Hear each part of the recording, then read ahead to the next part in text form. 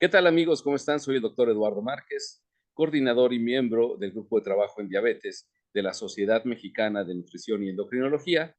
Bienvenidos a esta serie llamada Diálogos en Diabetes. Recordarán que este espacio está dedicado en esta ocasión a conmemorar el Día Mundial de la Diabetes. Esta celebración en este año tiene como leitmotiv, como el lema, el conoce tus riesgos. Hablaremos de esto, trataremos de contestar sus dudas y les recuerdo que esta es una serie en este canal que pueden seguir de manera cotidiana a través de nuestras redes sociales y a través de la red de esta misma línea de canal. El día de hoy tengo el placer de charlar con mi amigo y uno de los endocrinólogos más destacados en el área de endocrinología y diabetes del país, el profesor Pedro Mendoza. Pedro, Doctor, qué bienvenido. gusto, Gracias. maestro y querido amigo, qué honor estar con usted esta noche. Gracias, Pedro. Una de las preguntas más recurrentes en nuestra práctica, en nuestras pláticas cotidianas, y a pesar de que es un concepto que se conoce desde hace mucho tiempo, sigue dejando algunas dudas. Es muy común que escuchemos, que nos pregunten, ¿de verdad existe la prediabetes? Y si es la prediabetes, bueno, ¿eso qué es? ¿Es una preenfermedad? En el caso de que exista, ¿cómo la identificamos y cuál es el riesgo que tiene? Pedro, ¿nos podrías orientar acerca de esta duda cotidiana? El término prediabetes es algo que nosotros los médicos nos apoyamos para poder buscar un grupo de personas que están en riesgo de desarrollar la diabetes. Uno tiene que entender que esta palabra es una palabra de un estado intermedio en donde muchos de nosotros dejamos de tener la glucosa normal, pero tampoco tenemos el diagnóstico de diabetes. Normalmente nosotros debemos de tener la glucosa por debajo de 100 miligramos en ayuno.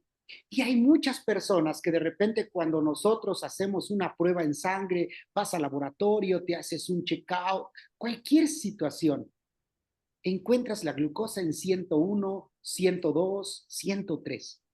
El diagnóstico se establece cuando lo tenemos arriba de 126 en más de 2 ocasiones. Y dices tú, en esa zona gris, ¿qué soy? ¿Soy una persona con glucosa normal? ¿Tengo diabetes? Ahí es en donde establecemos el término intermedio que llamamos prediabetes. Y la prediabetes nos da la oportunidad de poder revertir, modificando los estilos de vida, ese problema y regresar otra vez a valores de glucosa normal. Lo veo con mis pacientes, lo veo conmigo mismo cuando empiezo a preocuparme, me estreso, dejo de hacer mi alimentación, dejo de hacer ejercicio y de repente empiezo a notar que subo de peso, empiezo a notar que mi nivel de azúcar va 89, 90, 98 y de repente brinca 101, 102. Debo de entender que ese cambio que tiene mi organismo me está diciendo que estoy siendo propenso a, en este caso, a pensar que voy a desarrollar diabetes. Y bueno, Pedro, ¿qué riesgos conlleva vivir en prediabetes más allá de pasar esta frontera, esta zona gris, como bien mencionas, de prediabetes a diabetes? ¿El estar en este estado, en este estadio evolutivo, confiere algún riesgo? Pues fíjate que hay muchísimos estudios demostrados claramente que si no tienes diabetes, es decir, no evoluciono a diabetes, mi riesgo cardiovascular, es decir, la posibilidad de que yo me infarte o me dé un evento vascular cerebral, una embolia, como decimos nosotros, es más alta que aquella persona que tiene la glucosa en valores normales.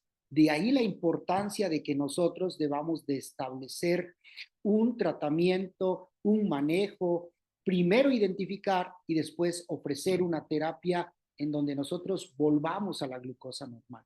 Lo he visto, por ejemplo, cuando en personas jóvenes que empiezan a tener la glucosa arriba de 100, empiezan a tener, sobre todo en mujeres, trastornos menstruales.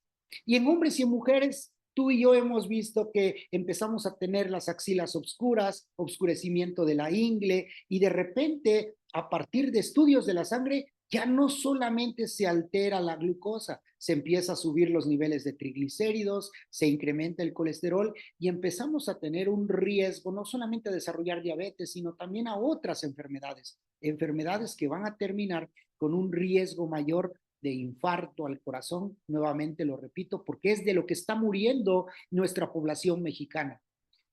Desgraciadamente, a lo largo de la República, tú te preguntas de qué está muriendo el mexicano y todas las estadísticas, en este caso en México del INEGI, nos dicen claramente que la principal causa de muerte son problemas cardíacos y obviamente cualquier trastorno en el cual un vaso sanguíneo se obstruye, principalmente las arterias del cerebro, que es lo que nos da ese fenómeno de evento vascular cerebral, infarto al cerebro o embolia, como decimos nosotros.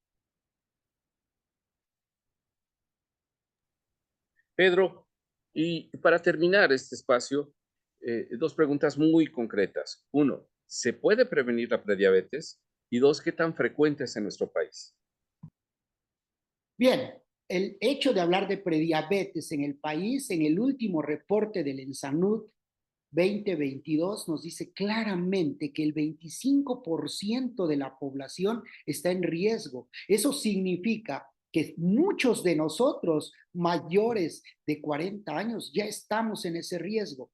Pero lo más importante es que uno de cada cuatro de esas personas que tienen prediabetes, si no hacen nada, en 5 años van a desarrollar ya un diagnóstico de diabetes tal cual con todas sus manifestaciones. De ahí que necesitamos hacer la prevención oportuna y tratar al paciente. Y como bien dices, el riesgo lo podemos revertir. Hoy hablamos de la palabra regresión. ¿Con qué? Con cambios del estilo de vida, el intentar bajar el 5% del peso corporal o el 10% del peso corporal si tienes mucho sobrepeso o obesidad. El hecho de hacer un cambio en tu vida realizando ejercicio. Hoy tenemos los relojes inteligentes que nos dicen levántate, camina, muévete, no te quedes sentado mucho tiempo.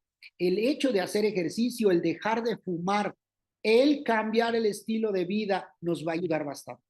Hablar de alimentación nos llevaríamos mucho tiempo, pero te lo resumo en este enunciado.